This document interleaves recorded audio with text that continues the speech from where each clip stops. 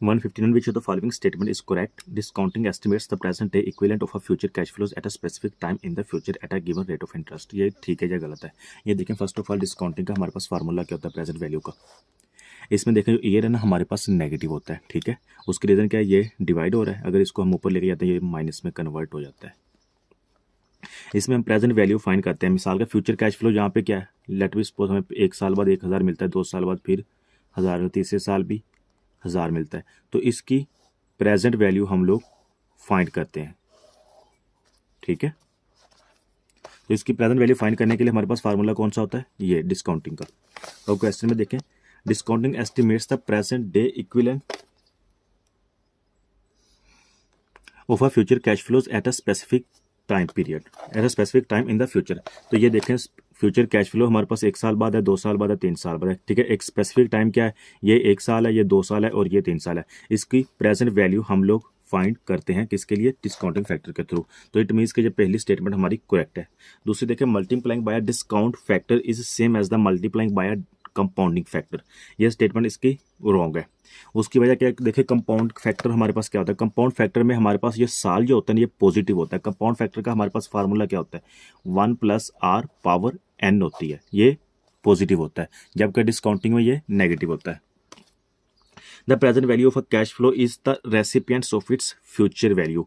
देखें basically present value future value के उल्टा है, तो इसकी जो करेक्ट स्टेटमेंट होनी चाहिए, the present value of a cash flow is the reciprocal of its future value. यहाँ पे रेसिप्रोकल आता है, इसलिए इसकी तीसरी स्टेटमेंट भी गलत है। चौथी देखें, present value fails to appraise large project within the multiple cash flow. तो बेसिकली प्रेजेंट वैल्यू हम निकालते ही उसकी जब हम मतलब कि किसी बड़े प्रोजेक्ट में इन्वेस्ट करना चाहते हैं। तो इसमें क्या बता रहा है, इसमें बता रहा है कि वो फेल हो जाता है। इट मीन्स की चौथी स्टेटमेंट इसकी रॉन्ग है, तो इसकी करेक्ट स्टेटमेंट हमारी ए ही होगी। 160 एमसीक्यूज देखें इस एमसीक्यूज की स्टेटमेंट बड़ी है, लेकिन एमसीक्यूज बहुत आसान है और आगे भी इस जैसे ही एमसीक्यूज हैं, तो मुश्किल नहीं है, बिल्कुल भी आसान है। थोड़ा सा आप लोगों ने तवज्जो से समझना है। Raza wants to save money over a period of 10 years. 10 साल के लिए वो मनी सेव करना चाहता है in order to meet the expense to be incurred in higher education of his son. अपने बेटे की स्टडी के लिए। He has recently invest a sum of 2 lakh and plans to further invest 20,000 at the end of each quarter. इस बात को आप लोगों ने समझना है। Recently invest a sum of 2 lakh, 2 lakh वो इकट्ठा जमा करवा देता है, ठीक है। और उसके बाद and plans to further invest 20,000 at the end of each quarter, और हर क्वार्टर के बाद ना फर्दर मजीद वो 20-20 हज़ार रुपये डिपॉजिट करने का प्लान बना रहा है। Which of the following amount will be available at to him at the end of 10th year. तो 10 साल के बाद उसके पास टोटल कितनी अमाउंट होगी। If he earn a profit of 6%, rate हमारे पास 6% है, per annum compounded quarterly base, it means m is equal to 4 आ जाएगा। जो बात समझने वाली देखें, फिर मैं रिपीट कर रहा हूँ। He has recently invest a sum of 2 lakh and plans to further invest 20,000 at the end of each year. Investment कब हो रही है, at the end of each year है। तो यहाँ पे देखें, आपको मैं सिंपल सा समझा देता हूँ। देखें क्वेश्चन के ना 2 हिस्से हैं। फर्स्ट पार्ट इसका कौन सा है, फर्स्ट में बता रहा है कि वो 2 लाख रुपए इन्वेस्ट कर रहा है, ठीक है। यहाँ पे वो 2 लाख रुपए इन्वेस्ट कर रहा है और 10 साल बाद इसका फ्यूचर वैल्यू पूछ रहा है, ठीक है। तो ये हम लोगों ने एक तो फाइंड करना है। दूसरा तरीकाकार क्या है, वो कह रहा है कि 20,000 quarterly eight the end of each year, ठीक है। हर क्वार्टर मतलब कि 1 साल में 4 दफ़ा इन्वेस्ट कर रहा है 20-20 हज़ार रुपये। तो यहाँ पे हमारे पास m इज इक्वल टू 4 आ जाएगा। और दूसरा ये जो 20-20 हज़ार रुपये हर क्वार्टर के एंड पे इन्वेस्ट कर रहा है, इसकी भी हम लोगों ने फ्यूचर वैल्यू फाइंड करनी है। क्वेश्चन के 2 हिस्से हो गए हैं, ठीक है। एक तो हमारे पास ये कौन सा है, ये 2 लाख रुपए इन्वेस्ट कर रहा है, और दूसरा हिस्सा कौन सा है, ये 20,000 रुपये इन्वेस्ट कर रहा है at the end of each quarter, ठीक है। तो m इज इक्वल टू 4 आ जाएगा। अब ये जो 20,000 2 लाख एक दफ़ा इन्वेस्ट कर रहा है और टोटल इसकी हम लोगों ने 10 साल बाद फ्यूचर वैल्यू फाइंड करनी है, ठीक है।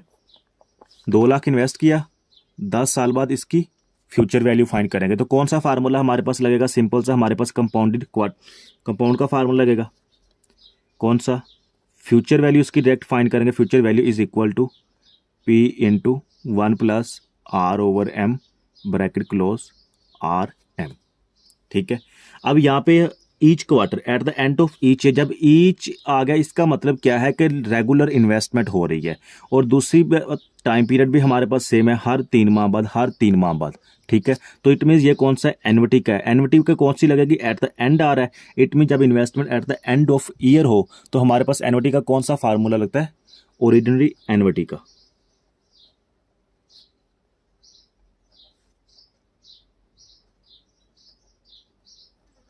मैं ये डिटेल इसलिए समझा रहा हूँ, इससे जो नेक्स्ट क्वेश्चन है वो भी ऐसे ही है और उसको मैं इतना डिटेल में नहीं जाऊँगा। कोशिश कीजिएगा कि अभी इसको तफसील से समझ लें। अच्छा, तो इसका हमारे पास फार्मूला क्या है, फ्यूचर वैल्यू का, future value is equal to P into 1 plus R power N, अगर एम है तो N M minus 1 bracket close divided by R over M. ये हमारे पास दोनों हिस्से मैंने एक्सप्लेन कर दिए हैं, ए पार्ट भी बी पार्ट भी। अब ये आप पे डिपेंड करता है, या तो इसको इकट्ठा सोल्व कर लें, ठीक है, या इसको सेपरेट सोल्व कर लें, और एंड पे जो हमारे पास 10 साल बाद आंसर आएगा इन दोनों को हम प्लस कर लेंगे। ठीक है, तो पहले मैं ये सोल्व कर लेता हूँ। फ्यूचर वैल्यू निकालनी है, 2 लाख इन्वेस्ट किया था, इंटू 1 प्लस रेट कितना है 6% है, डिवाइडेड बाई एम कितना है 4 है, ब्रैकेट क्लोज 4 मल्टीप्लाई बाई 10। ये हमारे पास 2 लाख का आंसर निकालते हैं। ये हमारे पास आ गया 3,62,803। तो इट मीन्स कि 2 लाख की फ्यूचर वैल्यू हमारे पास आ गई। ये पहला हिस्सा हमारा सॉल्व हो गया। ठीक है, अब दूसरे का निकालते हैं। ये पार्ट 1, ये पार्ट 2, इसकी भी फ्यूचर वैल्यू निकालनी है। अब देखें फार्मूले को समझे, यहाँ पे ये फार्मूला क्यों लगा है और इधर ये फार्मूला क्यों लगा है। इधर लगने की रीज़न ये है कि 2 लाख एक ही दफ़ा इन्वेस्ट किया और 10 साल बाद उसकी फ्यूचर वैल्यू हमारे पास आ गई। इधर फार्मूला एनविटी का इसलिए लगा क्योंकि वो हर क्वार्टर पे इन्वेस्टमेंट कर रहा है 20-20 हज़ार रुपये। ठीक है, और इसके 10 साल बाद वैल्यू निकालनी है। Future value is equal to, यहाँ पे 20,000 आ जाएगा, into 1 plus 6% divided by 4 multiply by 10 minus 1 divided by 6% over 4। इसको कैलकुलेटर पे निकाल लें। ये हमारे पास आ गई 10,85,357, 10,85,357। फर्स्ट ऑफ ऑल सॉरी मैं करता हूँ क्योंकि मेरे पास इतना टाइम नहीं होता कि मैं आप लोगों के सामने कैलकुलेटर में वैल्यूज पुट करूँ।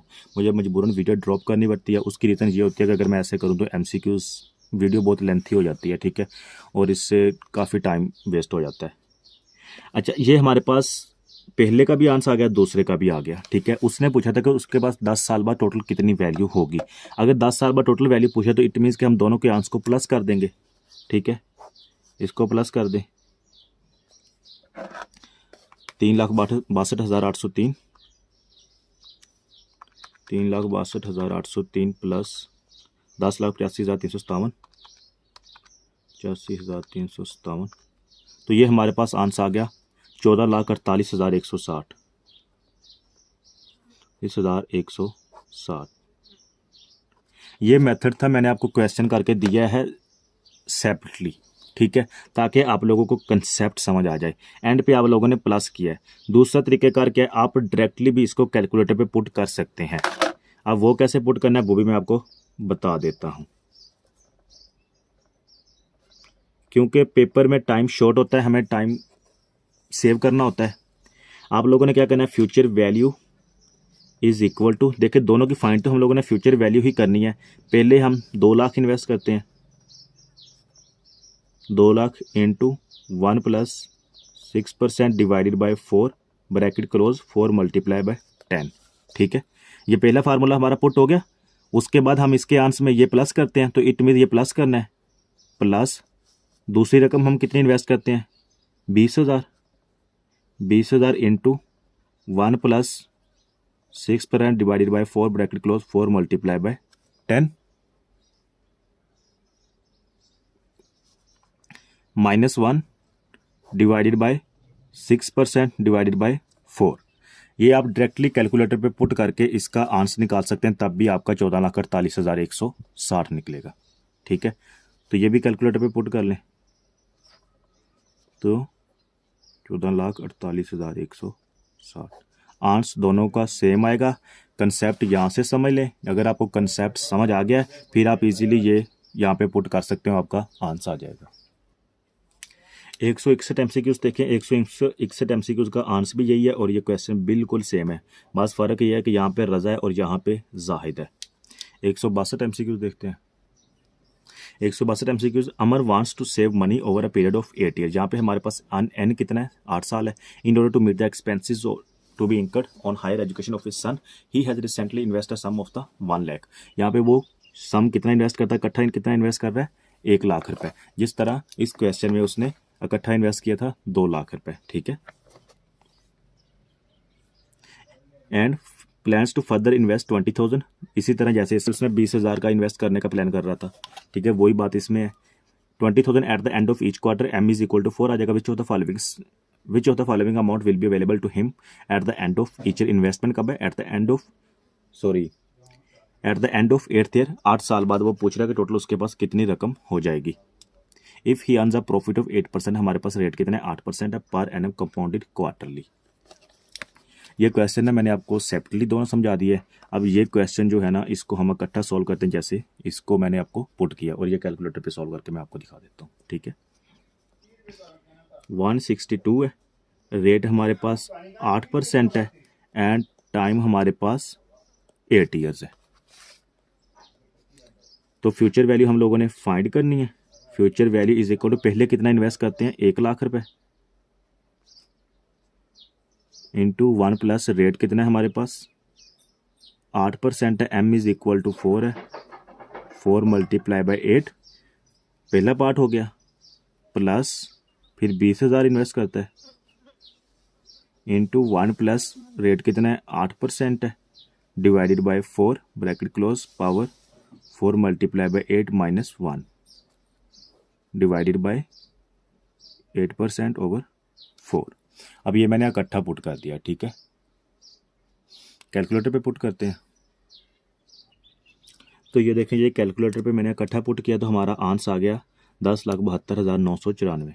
ये देखें, ठीक है।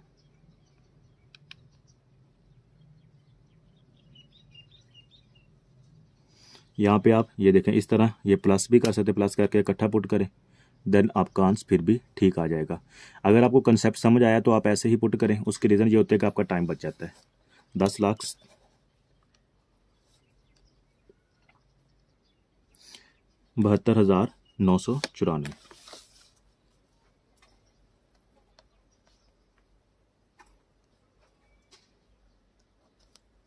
यही हमारा करेक्ट आंसर होगा।